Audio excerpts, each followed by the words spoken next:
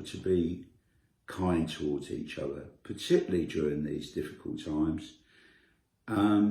Princess Di once said that, I think it's a lovely saying this, she said, carry out a random act of kindness, safe in the knowledge that someone else will do the same for you one day.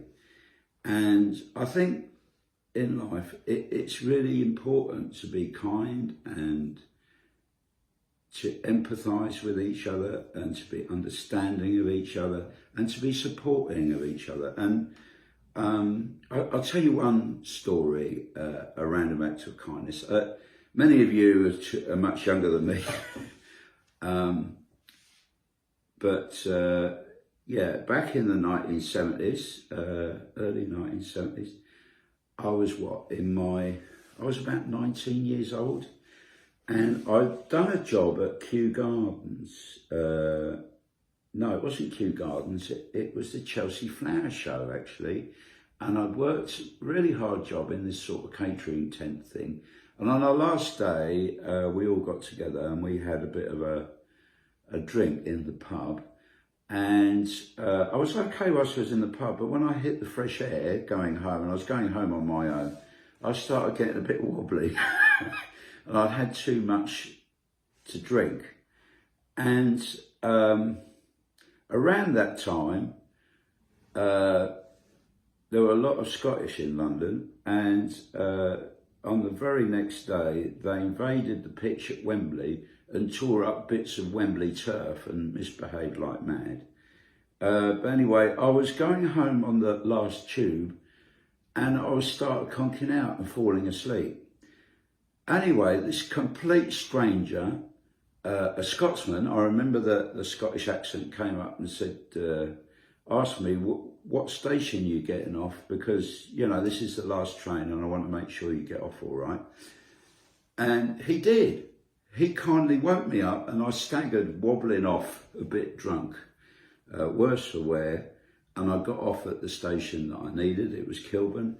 And as I got out of the station, they were closing the gates and they were shutting it. Thank God he woke me up, this complete random stranger, and what a lovely act of kindness.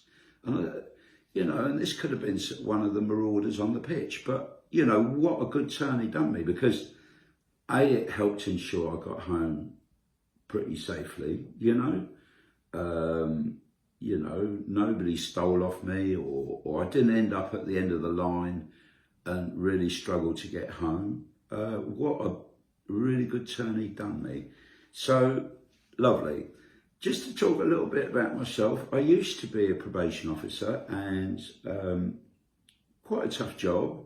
I don't think that many people know what probation do, to be honest, or really appreciate the work of probation officers, which has been the point of my video. And I've written a book, and I've tried to get people to think about how would they sentence somebody, and to try and see people's different experiences. So that's me, and I've been retired for over 10 years now, and a bit by accident, my kind of plan was to try and work with youngsters and stop them becoming offenders. And I set up a community interest company, and it didn't work, to be honest. And a bit by accident, I've become an entertainer with people who have dementia, and I kind of get them to sing songs. I do reminiscence work. I show them the school they used to go to. I show them the house where they grew up on a big screen. And I also work with adults with learning disabilities, and there I'm an entertainer again. During the pandemic, I was on local radio, and I did a special show for these people with learning disabilities, and one of them became a DJ with me, which was terrific.